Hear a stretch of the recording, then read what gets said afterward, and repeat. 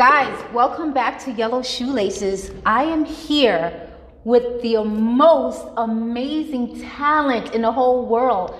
And I know she's gonna say, and you always saying it, you should be my manager. That's me imitating her. She doesn't really sound like that. But when I tell you comedic genius, KJ, am I right? Absolutely. You're a little too close to the babies. But yes, comedic genius. New York's Got Talent. She's been in Jersey. I'm not going to give you any more because I want her to tell you because I don't want to miss anything. I'm so excited. Okay, calm down, Laura. I'm going to let her introduce herself. My lady, my friend, my genius, please tell everybody who you are. Hello out there in YouTube land. I am comedian Jen K. We're waiting for it. Jen K. Jen K. Tell us about yourself, Jen K. Every kiss begins with Jen K. Okay. Put a ring on it. So, Kay, what have you been doing? What have you been up to since this pandemic? How have you been making people laugh? Well, Zoom comedy right now, social media, posting videos, and that's the big thing right now, Zoom. I was hesitant to give in and try that, but that seems like nowadays, because of COVID, obviously, that everything's virtual. So one might think that you're not in your true element when you're doing Zoom. When you're on stage, you get to interact with the audience. You kind of freestyle it. But with Zoom, you're in your home, your comfort. Do you feel like you give it your all at home, like looking into the camera, trying to get people to kind of interact with you? Yeah, I mean, you always want to do your best no matter what platform, but you're right about the stage presence different. You don't know how somebody's Wi-Fi is too, because then the laughs are delayed.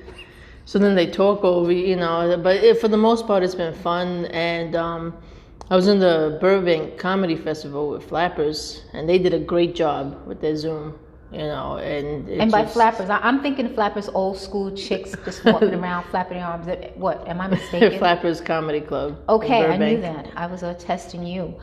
How have you been handling this COVID situation? How's everything going on at home with the family and work? I mean, everyone's good. It's the first time during pursuing the stand-up career that I'm grateful for a 9 to 5. Okay. I try to do, when I was working from home, just try to do as much comedy that I couldn't do because, the schedule. So I just took a lot of free time to just make videos, use the talking pet app, make my cats talk, Those would make for great YouTube videos, cats talking. I know KJ is a huge fan of yours. He's watched some of your stuff on YouTube. What do you got to say? Where does your inspiration come from? That's a deep question. My bad. I had to put you on the spot. With comedy, I come from a funny family, and autistic family. My uncle, he used to write music, play songs. My mom, she doesn't write anymore, but she used to write, and they're funny, and so growing up, it was always humor, and I would just watch a lot of the old time sitcoms with my grandmother, and I mean all those stuff. Dick Van Dyke, Mary Tyler Moore, Sanford and Son. It's like everything. Like I grew up watching that, even though for me they were reruns, but it was fun, And so I was just, I love comedy, and there's comedy out there everywhere. So inspiration is more like just I keep, because my comedy, it's clean comedy. Yes. And sometimes if I get a little, like when we're in Atlantic City, but for the most part it's clean, and so it's just get inspired by a lot of the old time comedians and whatever I just find funny. If you're out, looking at a situation occurs and it's like, man, that could be a joke. I was just going to ask you how you described yourself, because I've seen your comedy. It is clean. And I know most comedians don't want to be put in a box, but some of them are, because you already know when you get on stage what they're going to be about. And I've seen you in Atlantic City. I've seen you in New York, performing. would you categorize yourself as just a clean cut comedian, or just kind of general comedian, or you just give everybody, are you willing to say that you just kind of dabble in a little bit of everything? For the most part, clean. The vibe, you have to know your audience too. The vibe in AC, it's a lot different because you get like bachelor parties and bachelorette parties, and how they, it's just a little different, And I've performed family friendly where there was literally the kids, excuse me, range from like 2 years old to 11 years old. Wow. So I had to adjust to that and do baby shark jokes and, just like adjust. So you want everybody to be comfortable. Okay. I've been to many shows, and you see if somebody talks about race, or then they just get, they curse, and people, they don't know, they clench up. That's not comfortable. I just want everybody to enjoy themselves, have fun, laugh. I guess a 2-year-old wouldn't know what snow blowing is, so Maybe. Never know. A man's 2-year-old. Ooh. Okay, so. Yeah, so none of that. When did you decide that you wanted to take it to the next step? Because, I think I'm funny inside my own house, but I don't want to be a comic. So, when did you feel like, you know what, I want to pursue this a little more? Great question. That's a good point. To a lot of people, that they'll say like, you look at that one, because I think I'm hilarious, but I'm not going to get on stage. He's funny. Well, some people just they're funny like improv on the spot, like that. But then when you get on stage, and now there's a difference of having to be funny, and it's just not everybody wants to do that. Like I said, growing up, I always just, I think, because I played sports growing up, softball, bowling, so I always thought I'd just take bowling and pursue it as a career. Really? Really? Yeah. I'm a 202. What was your average? 202? Oh, you? Yeah, about the same. I haven't bowled in years, but there we go, money on the table. Wow. Don't. He's a betting man. Don't. Unfortunately, I like to bet.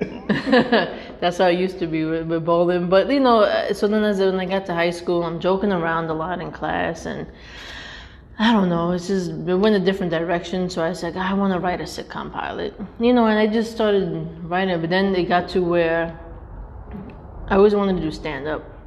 I was nervous. But then, like the end of 2013, this producer I work with, he said, and I've took improv classes, and he said, listen, I just paid for private, coaching for you. You're going to pursue stand-up. Wow. So it was kind of like, oh crap, he just forked out money for me. I'm doing this. So you kind of got thrown into it? Kind of, even though I wanted it, but I needed that push. And then, I went to open mics, and I was lazy about it. And then my improv teacher, she said, you know what, then maybe you just want to write jokes and have somebody else perform it. And I was like, no, those are my jokes. And then that hit me. That must be painful watching somebody else do your material when you know full well that you can do this, and even better, because they might not deliver it the way you see it being delivered. Right, or somebody who doesn't want to do stand-up, if you want to write jokes for somebody and why then sell the chicken them. Cost the roll? Maybe I could ghostwrite a little bit. You never know. Yeah, so that's some people would want to be behind the scenes and just write, and that happens. But I wanted to perform. I mean, with jokes, I tendently see if you write your own jokes and everything, you envision yourself doing it, and there's only one Jen K. So the next person might not come off with the joke as funny as you see it or you can deliver it. So that's the only thing I like with ghostwriting. It happens in all industries. I already know it, but sometimes it's not all it's cracked out to be, because I've heard people already said oh, I wrote this song and I thought it was totally different, and it went a different way.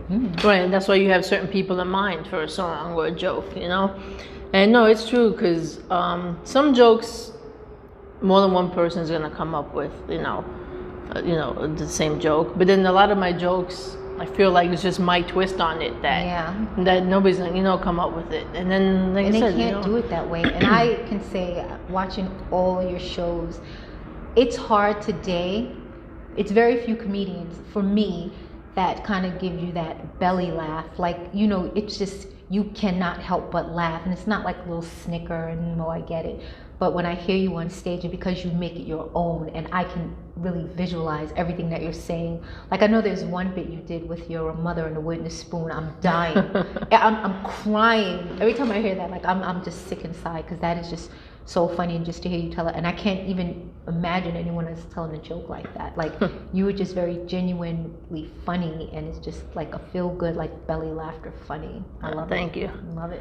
And certain jokes, like I want to do comedy that everybody could relate to, but like the wooden spoon, that more Italians are gonna relate to, like but listen, no matter what you're raising, we all know parents throw things, Well, but like the shoes and like, we know how that goes. I have no idea what you're talking about. It's never happened. But like it's just like the wooden spoon just happens to be like with the Italian thing, and that's why sometimes they'll just laugh. But like it's we had a joke about that, and I mean it wasn't beaten, but Now you say it Italian. So what's your background? My dad's Polish and Italian, so he'll make you an offer you can't understand. And my mom's. Can you refuse it though? Yeah. You can refuse it because he'll just get confused. Like, wait, what? And my mom's, I know, like Jewish, whatever. So I guess a lot of Russia. Well, my grandmother, yeah, but back in the day, because she was, more the oy vey. But yeah, so it was just so I'll joke like, we used to have matzo ball parmesan. No, we didn't. That's disgusting. I wouldn't. I didn't want to say that, but I'm just like, okay, no, next. I mean, but I always grew up more with Italian. Okay. My grandmother was the one who would make a lot of not so much like matzo ball soup. It's not like, I don't even know what Jewish food is, like matzo ball, soup. But it was always, my grandmother made everything taste good. What is a matzo ball? I've never had matzo. Is it matzo a thing? Matzo ball? It's because they have, I don't even know, it's like a dough. It's a dough-ish type. I've had it once and I've never had it again. You season it, it's a dough, and then it's like breadcrumbs. Yeah, you put it in a broth. I'm gonna run out and go get some now. I'm gonna bring you some next time my mom makes it. It's good. I mean, and I like it. But yeah, just grew up a lot, But my mom is always like the tough parent. And, I love your mom. I've met Jen's mom. When I tell you, this is where Jen gets her moxie. Her mom is so real. Like when I'm around her, I can relate so much. Speaks her mind. And she's not having any of it. Love your mom. She's just so real and down to earth. Yeah, she's chased me in the high school lunchroom before. I can totally see that happening. Was it with the wooden spoon? Yeah. It was like who's that crazy? Yeah. Oh man. Gosh, so yeah, this COVID thing. I mean, I guess once everything is like all said and done, you are making some moves. I'm not going to give full details because I know that's still in the works right now. But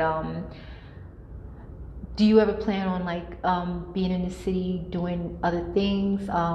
Maybe some pilots coming out, some maybe shows, your own shows that maybe you're producing?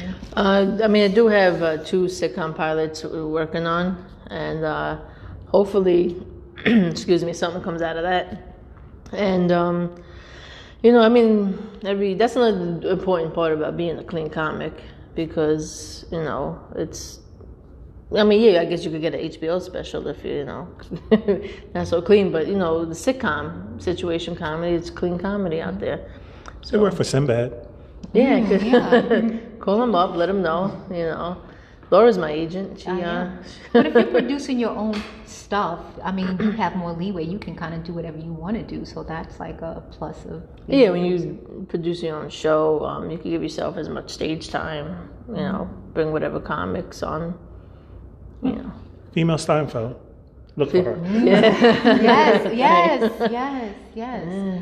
So what do you think about this whole thing, coming into work, going in the back room, getting your temperature taken on a table? Like, do you find table? What? Oh, what? What kind of temperature is that? I have no idea what she's talking about. So we're not doing that anymore? Laura doing Laura things. Well, it's funny because when they said we're going to start getting thermometers at work, I was like, whoa, what kind? I was like, what kind? And my boss was like, what? Just saying, it's a hard time walking after that. These thermometers are getting bigger. Why is everybody limping like this? Ouch. Guys, I don't know what KJ and Jen are talking about. I'm just saying. Look at all that Vaseline in the corner. I ain't say nothing. It's not Vaseline. It's petroleum jelly. Yes. I'll have you know, and it's the extra slippery kind. What? Vaseline brand. How you know? I'm just saying. Are you in charge of the thermometers? Next question. My Jen, listen, I know you are on a bunch of social sites. Let's hear them. Let people know where they can watch you now. And I know you said Zoom, but are you doing any other video apps that they can watch you on as well? Well, yeah, I mean, I post on Facebook, Twitter, Instagram, starting to use TikTok a bit. And you just find me at Jen, K-A-Y, Comedy, Jen K Comedy.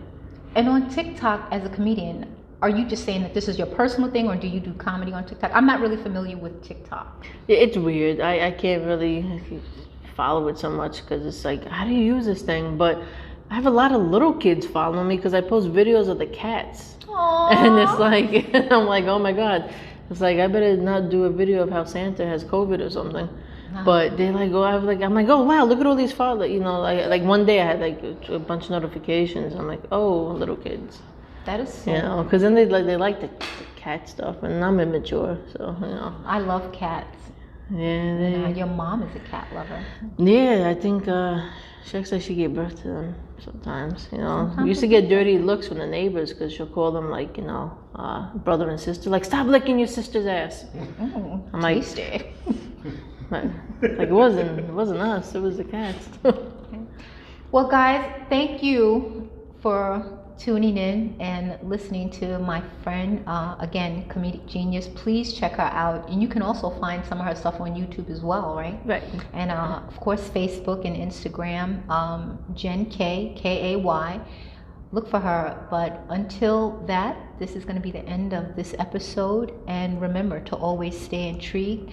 And until next episode, bye. Peace.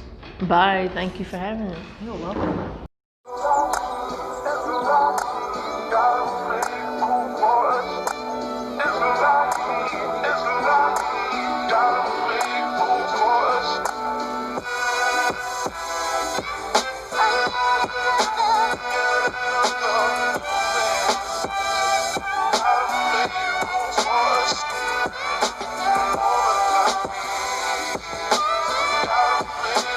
Forest.